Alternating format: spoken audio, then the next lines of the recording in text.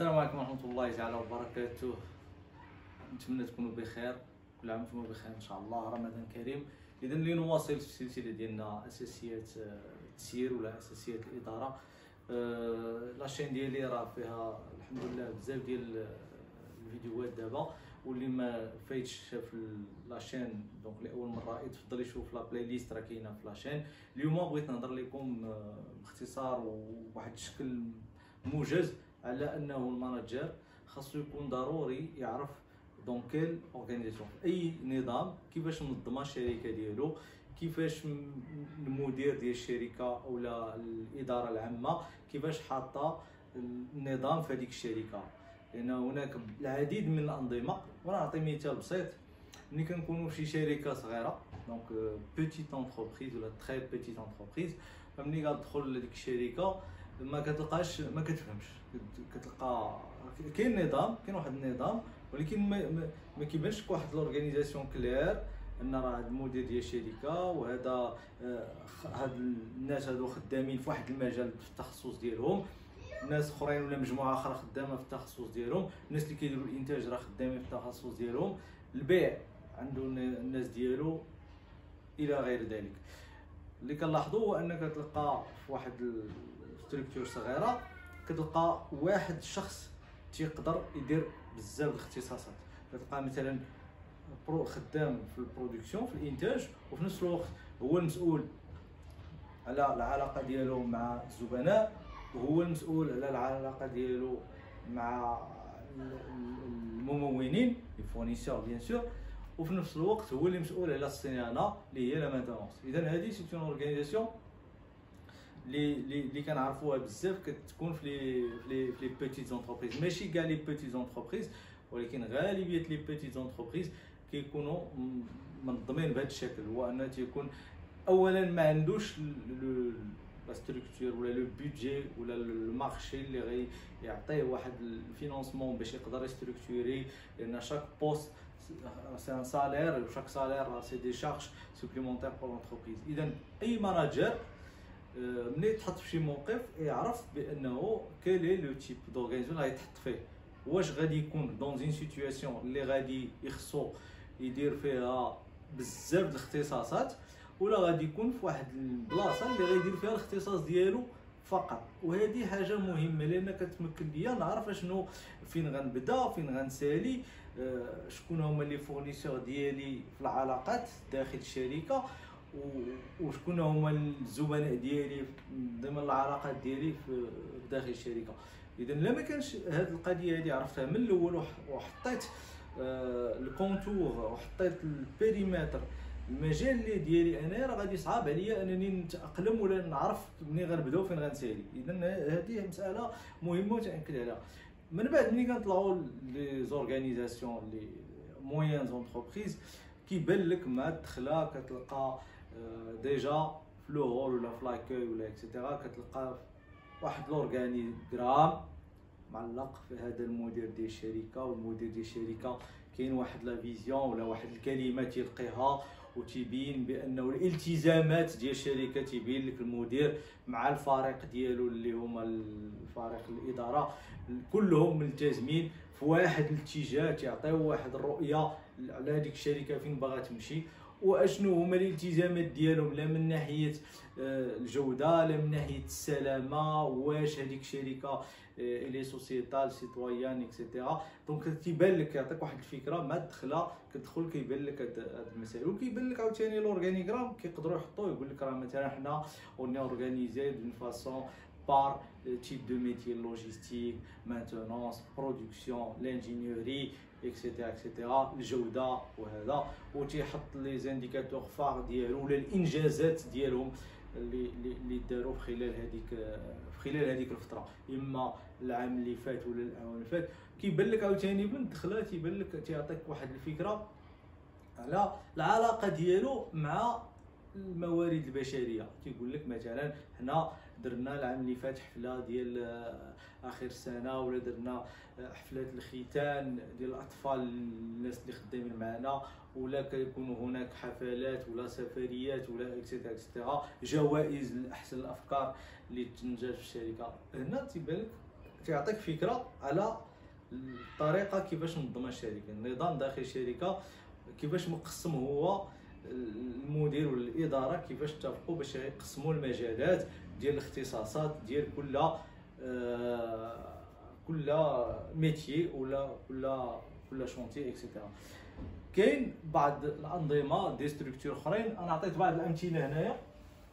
كاين مثلا الشركه اللي كتكون خدامين بار فونكسيون، دونك شركه متعدده الاختصاصات مثلا كتصايب شي منتوج، هذاك المنتوج تيدخلوا فيه بزاف ديال المركبات، مركب بزاف ديال المسائل. اذا هنايا كيقسموا ديبارتمون مثلا خاص بالالكتريسيتي، واحد اوتر ديبارتمون خاص لا ميكانيك ديال الفلويد. وانا نعطي اكزومبل تري سامبل، الناس اللي تيبيعوا لي بومب مثلا، كتلقى شركه اللي كتصايب لي بومب، فما غتلقى واحد الميتي خاص بلا فوندري اللي كيذوبوا الحديد ويصايبوا الكاركاس ديال لا بومب. ان اوتر ديبارتمون اللي خدام على تو سكي الكتريك، لانه خصهم يصايبوا الموتور بور لا روتاسيون ديال لي بومب اكسيتيرا. ان اوتر ديبارتمون اللي خدام تو سكي بلاستورجي، لان تو سكي تويتري اكسيتيرا. هنا كيقسموا بار فونكسيون، بار غروند فونكسيون، وفي داخل شاك فونكسيون غادي تلقى دي زانترسيكسيون. دونك كتلقى عاوتاني اون اورغانيزاسيون فونكسيونيل ما بين لي فونكسيون، لان هذاك السيد اللي مثلا خدام الكتريسيان غيحتاج اون كومبيتونس لا مانتونونس، فهذاك غادي يكون واحد ديبارتمون اخر اللي هو تابع لا مانتونونس اللي غيشابوطي ولا غيديروا لي زانترسيكسيون بيناتهم. ملي كيتحط الانسان في هذه الاورغانيزاسيون، اول حاجه كيتبوزيسيونا، كيعرف كيفاش غيكومونيكي مع من غيكومونيكي، لي كليون ديالو شكون هما، لي فورنيسور ديالو شكون هما، باش الخدمه كتبان كتوضح. دونك ان ماناجر الي سونسي، دونك انا كنرجع للفكره ديال الفيديو هذه، ان ماناجر خاصو يكون عارف لورغانيزاسيون اللي تحط فيها كي دايره وشنو الدور ديالو فيها ودونك كاين الفونكسيون غادي تحط. كاين عاوتاني باغ بروسيسوس. الشركه اللي كتكون سيرتيفي ايزو، دونك هنايا ايزو، ولا مازال ما تسيرتيفياش ايزو ولكن لا ديريكسيون الى ديسيدي باش تخدم باغ بروسيسوس، فغادي يخدموا باغ بروسيسوس. وشاك بروسيسوس لوجيستيك، بروسيسوس مانتونونس، بروسيسوس je dirais n'importe quoi, peinture par exemple, processus de la mécanique, ولكن ils sont tous centrés client final. Donc les processus centrés client final. دونك معروف البروسيسوس كيفاش نديرو لي دوني دونطري اكسيتيرا، ريسبونسابل بروسيسوس، ديفينيسيون ديال البيريمتر، واش هادشي ما ندخلش ليه بالديتاي. نرجع انا خصني غير نعرف لورغانيزاسيون كيفاش انا غنكون فيها اكتور. اذا باغ بروسيسوس s'ils sont certifiés automatiquement, ils sont obligés que ils vont travailler par processus. Sinon, il y a des sociétés qui travaillent par processus dans le cadre de se préparer pour la certification. Ils travaillent sans être certifiés. Après, il y en a qui travaillent par client. Par client, c'est-à-dire, je vais parler là des équipementiers. Les équipementiers, souvent, ils sont focalisés clients. Ils travaillent avec Volkswagen, donc ils vont livrer Volkswagen. Et il y a une entité qui va travailler avec Renault, ou là avec Citroën, ou là avec Seat, etc. Donc l'organisation, il suit le client, parce que comme le client, c'est lui qui tire, c'est lui qui donne les projets, et il va avoir une spécificité lié à ce qui est ses besoins, lié à son produit.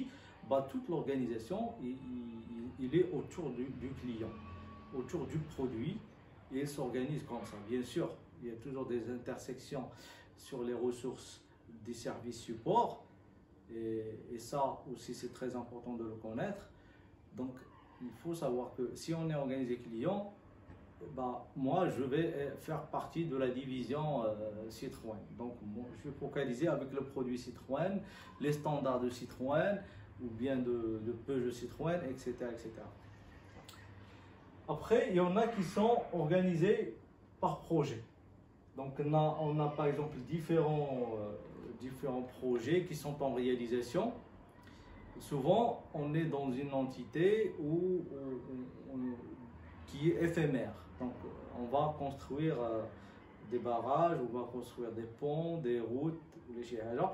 Donc on fait une organisation par projet, une équipe qui travaille pour le projet barrage. Donc il va démarrer tel jour, tel jour. Souvent, les gens qui travaillent sur les projets, les managers, c'est des personnes qui aiment beaucoup travailler en CDD. يعني هو تيخدم عارف غيبدا في هذا البروجي غيسالي غياخذ المسائل ديالو غيسالي غيمشي عاوتاني ان اوت بروجي. D'accord? Ou bien si c'est des sociétés qui sont spécialisées dans les grandes constructions, les grosses œuvres, bah, aussi sont organisés par projet.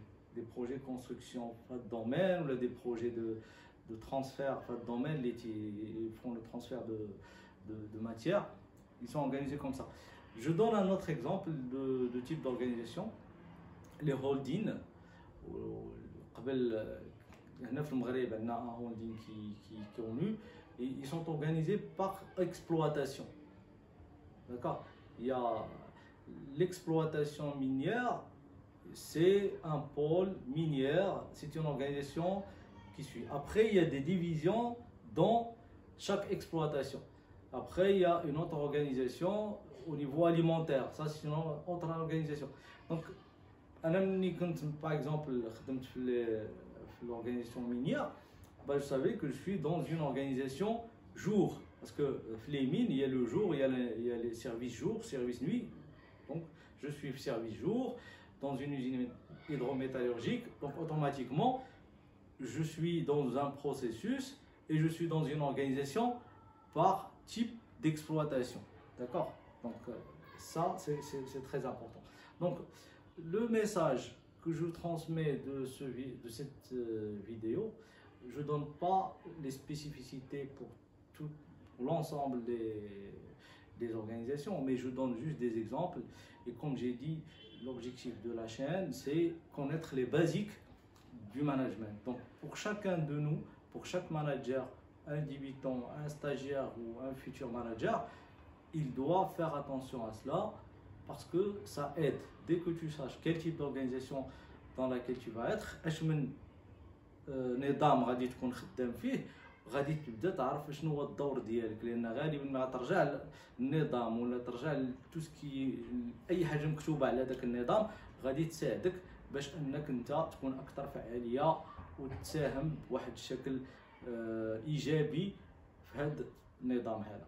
اذا مره اخرى نتمنى يكون عجبكم الفيديو والى اللقاء في فيديو قادم ان شاء الله.